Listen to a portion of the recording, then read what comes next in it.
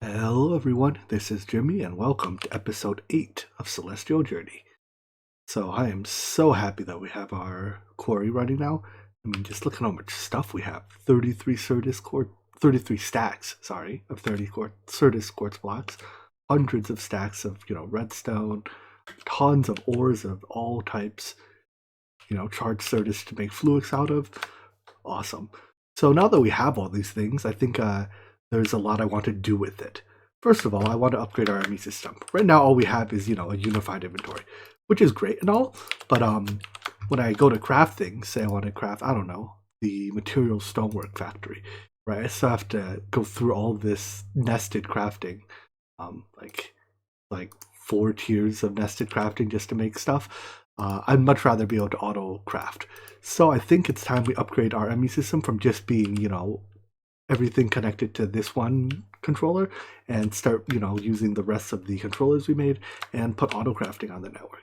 So I'm going to do some, well, I guess I have to craft a bunch of like P2P tunnels and cables and stuff, but then we can upgrade our ME system. Talking about material stonework factories, I got sick of constantly running out of blocks like glass, stone, silicon, etc., or even just like cobblestone. So I made a cobbleworks. Essentially, each material stonework factory can, you choose what item it produces, and it produces a lot of it. So I have, glass, cobble, and its compressed forms, smooth stone, gravel, and its compressed forms, sand and its compressed forms, and silicon on stock. And that's all connected to the network via the storage bus. So everyone has their own way of setting up their ME networks. For me, recently I started putting my tunnels, my ME or my P2P tunnels, directly up against the controller. In fact, is this controller even powered? It isn't, is it? I should do something about that. But anyways, there's like 50 million different ways you can do it, but I prefer to put my tunnels directly up against the controller, just because that makes it, how do I describe it? I guess a little bit more compact. You can put a piece of dense cable in between the two to see how many channels are in use, but since the update to Applied Logistics where these are like color coded, I just assume that anyone that's colored, basically once I assign it gets a color. The colored ones are in use, the not colored ones are not in use. Anyways, then on this side, I also have another P2P tunnel here. They're linked, but let's see. So first I have to get power to that. Why am I not getting power, I guess is a question. So I'm running power to this controller. This is on the subnet. So I guess at no point am I powering the main net by the looks of things. Okay. I can just run a piece of cable here. All right, I got it. Uh-oh. Right. 1 second. All right, so by bridging the subnet to the main net with a quartz fiber cable, that should cause power to be transferred, and now you can see that the main controller block is powered. So now that this is linked to that, we should see all our items once again. Neat. All right, next it's just a matter of, whenever I want to connect something to the network, I connect it to the subnet directly, and then I use a P2P tunnel to connect it back to the main. How do I describe it? I guess I've said before that when you think about P2P, just imagine that the two ends are directly touching. So imagine you take this piece of cable and plug it directly where this is, so into the controller. But instead of taking all 32 channels in between, it uses one channel on this side and one channel on this side. So that way you can, it's like compressing channels. Anyways, I also like to use, when controllers are plentiful, I like to use a secondary controller block to power the subnet. There's absolutely nothing wrong with powering your subnet off your main controller though. It's just, I don't know, my brain wraps around this slightly better. So anyways, now that we have this, let's see if we can tackle autocrafting. For that, we'll need, our usual assembler tree, and a bunch of, let's see, we need a bunch of, I haven't even looked at these recipes. I hope they're not difficult. Yeah, it looks all right. We'll need a boatload of assemblers and interfaces. While we wait for some ores to smelt, I went and grabbed a villager trade exchanger. This is a way to automate villager trading, and in fact, let's see, this villager here is one that'll trade coal for emeralds. That's the only trade I bothered to unlock on him. But I'm getting plenty of coal from our quarry, so put him here, and then it's pretty slow. It takes does it say 382 ticks? So that's almost 20 seconds for it to trade once. But it'll slowly produce emeralds. We'll need these for like drawer upgrades and stuff. As I mentioned before, later when we get spawners, we can melt villagers in a smeltery. Wow, our smeltery's gotten tall. For emeralds, but until we have access to spawners, this will be our emerald source. When you look at that, I terraformed a small section of flat featureless terrain. Anyone that's watched my previous series probably knows how much I love to build on flat featureless terrain. It's so flat and featureless. This has been my go-to assembler tree recently. They're basically alternating row. Well, every other row has 4 molecular assemblers on it. Each assembler has at least 5, exactly 5, I think. Or rather, each interface has exactly 5 assemblers assigned to it. The only downside is that not every assembler is physically accessible. In fact, most of them are not. But we get around that by using the interface terminal. You almost never take a pattern and physically walk it over to the interface, right? You just put it in the terminal. So anyways, with that, we now have Autocrafting. Now, I want to put acceleration cards in all of these. However, acceleration cards take advanced cards, and they take a lot of electrical steel. This block it'll take something like 500 acceleration cards, so like 1500 electrical steel. We're gonna have to automate the making of electrical steel before I can do that. So for now, we'll deal with the slower crafting. The next project I want to tackle is the auto processing of all of these ores.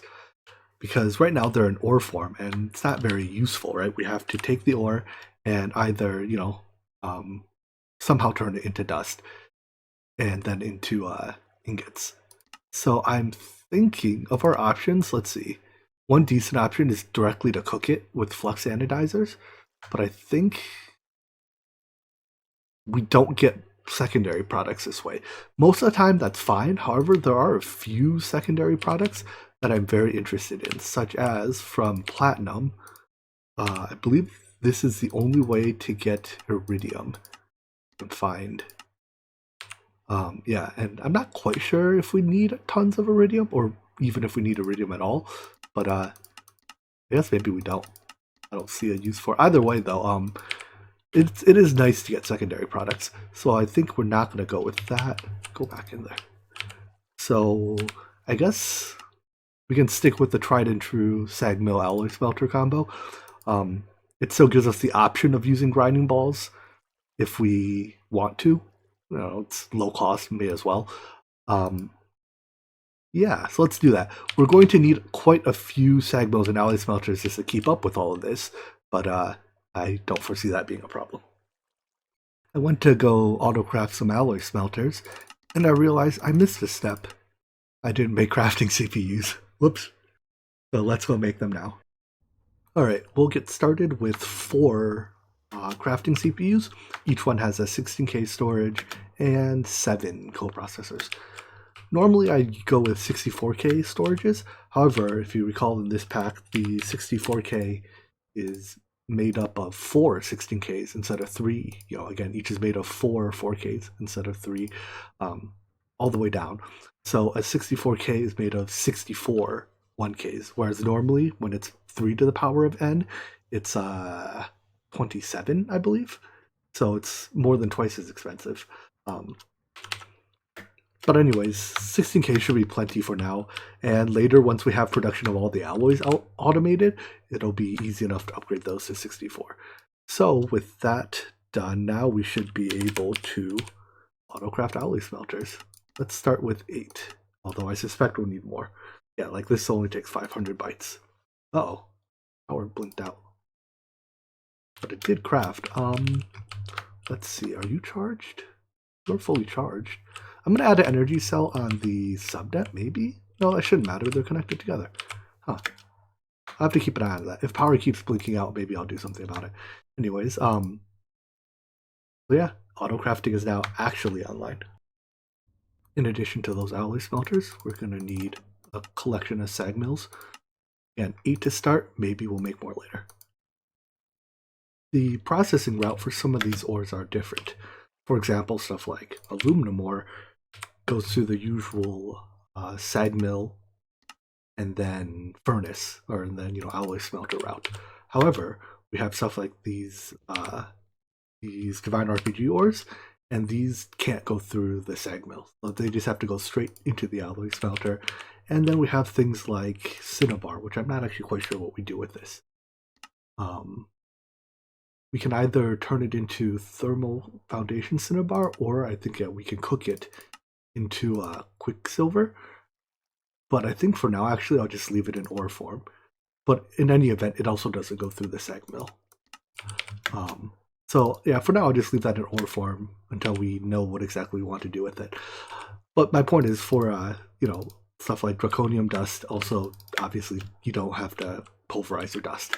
So my plan is to use a filter to withdraw just the things that I want to go through the sag mill on one channel, and that's blue.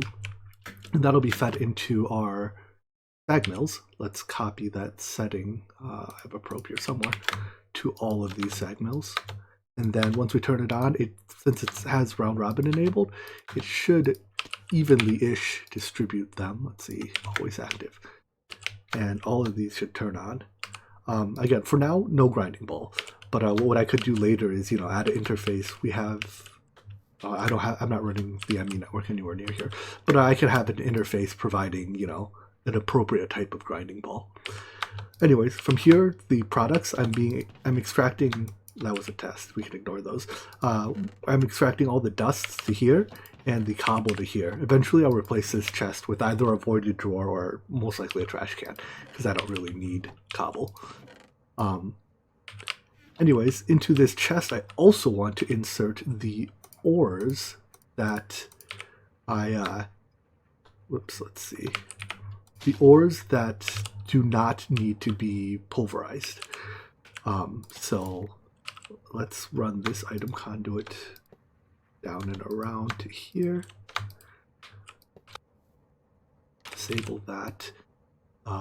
Insert on, I think I was on purple channel next. So from back here, I have another filtered extract that will extract the things that don't need to be pulverized. So draconium, arlemite, realmite, rupee. I think that's all we have for now. Right, because we don't need to cook that, and I don't think we need to cook anything else. Alright, so all those I will add to this filter.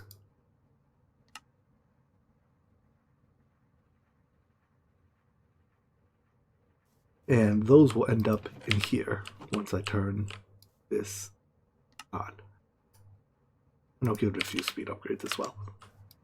Cool. So this will serve basically as a buffer chest for smeltable items, or items that I want to smelt. Next, I need to set up another tower of alloy smelters.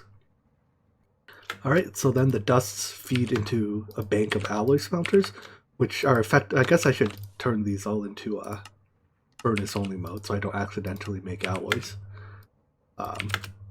Because for now I only want to cook these into ingots. Then, from here, I think I want to store the items once again in a bank of drawers. Mostly compacting drawers, right? Because the most of what I will be smelting here are ingots. So maybe I'll have to double check, but I think everything I'm smelting so far is compactable, which is convenient. So I'll have to add another drawer bank that these alloy smelters output to. All right, each drawer here has a single emerald upgrade in it. And I guess what I could do for now is I can unlock them so that they, automatically fill with the next resource as it shows up, right? Because right now I've only smelted copper and gold, but eventually, I'll start smelting like iron and other stuff. And this way, they'll just trickle into the slots. There's nothing else inserting into this, so I think everything that smelts, I want in a drawer, and everything that smelts is compactable. So this is nice and easy. Um, After all the slots are in use, I'll lock them just so they don't accidentally empty. Now all I have left to do is to hook this drawer up to our ME system so we can access all of our ingots from anywhere. Alright, I've hooked up storage buses to both sets of drawers. On this one, I've tentatively set the priority extremely low because I don't want the ME system jamming items into these unlocked slots.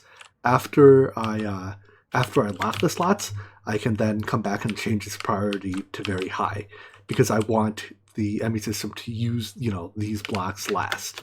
Right? I wanted to use the ones that happen to be sitting in these chests first. Anyways, let's consider our power situation really quick.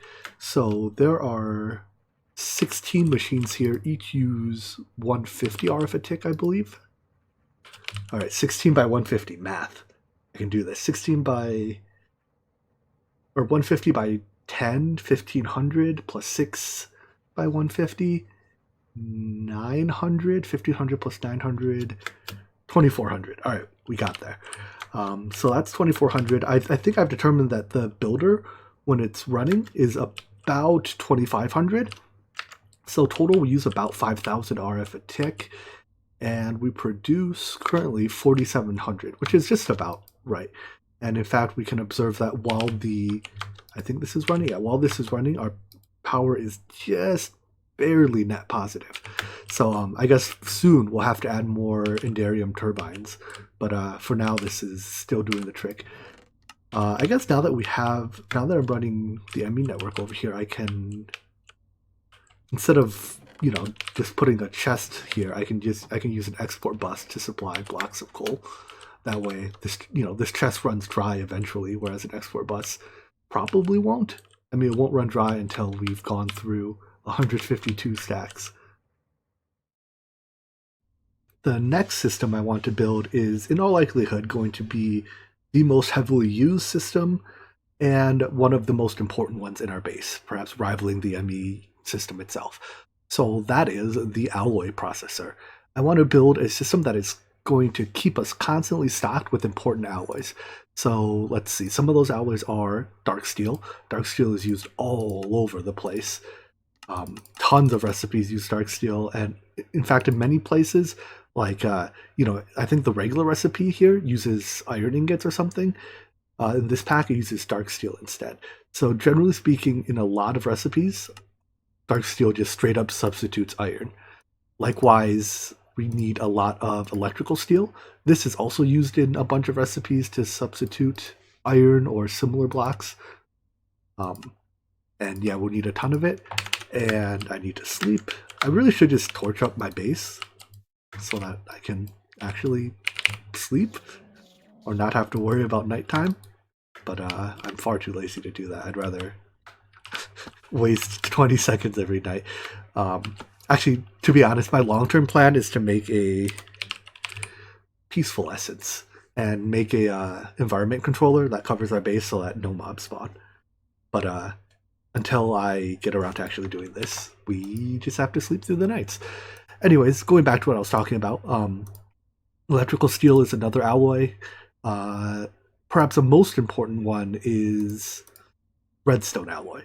So this, like, in terms of materials, it's not that bad. It's a piece of redstone and a silicon. And silicon's free, right? We generate that with our cobbleworks.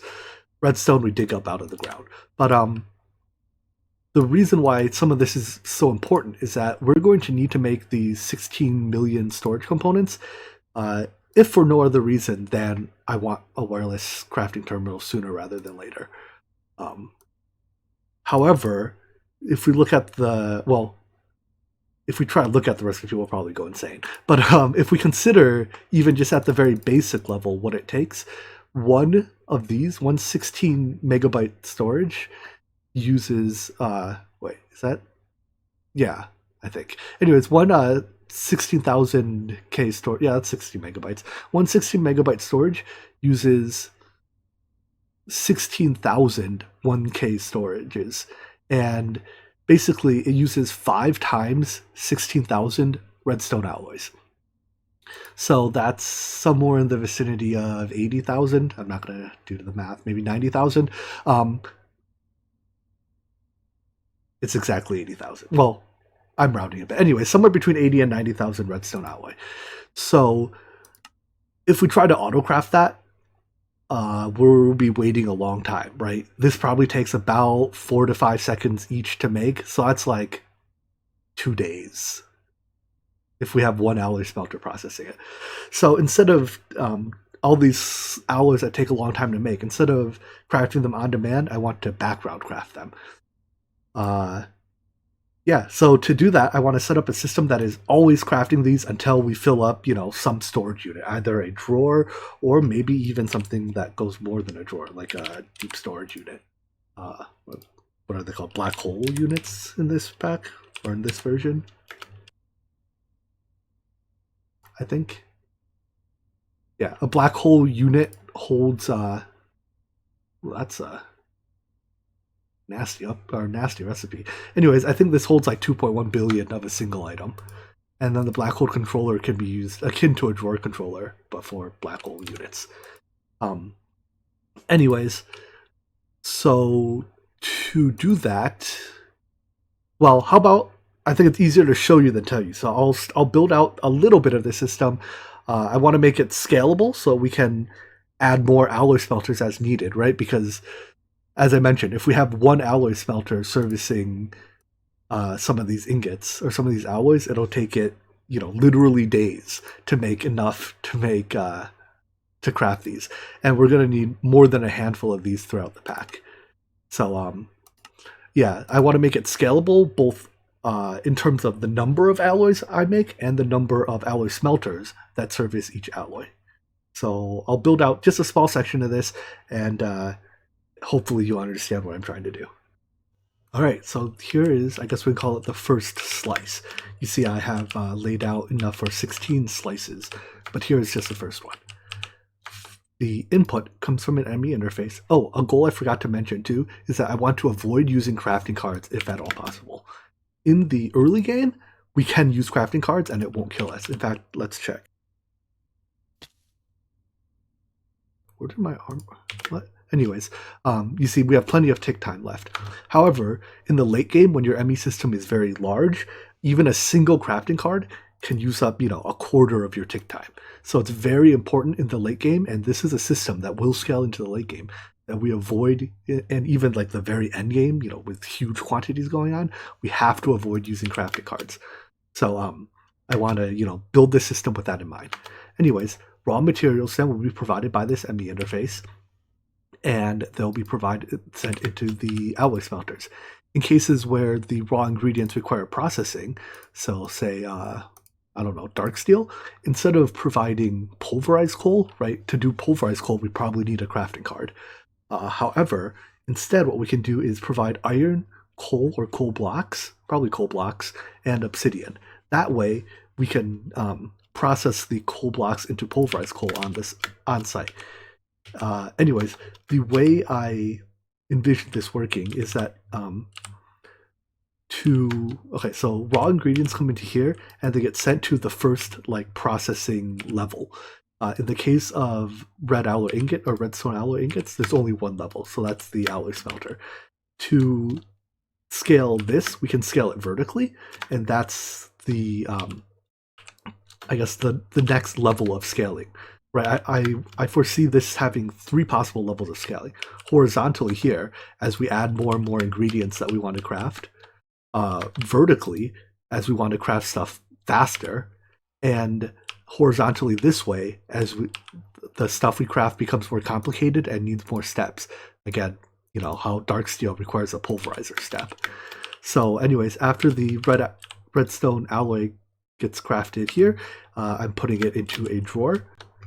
And these drawers are connected via storage bus. I haven't actually plugged these in yet, but these drawers are all connected via storage bus, and I'll plug that in a second to expose up to 32 stacks of redstone alloy to the network.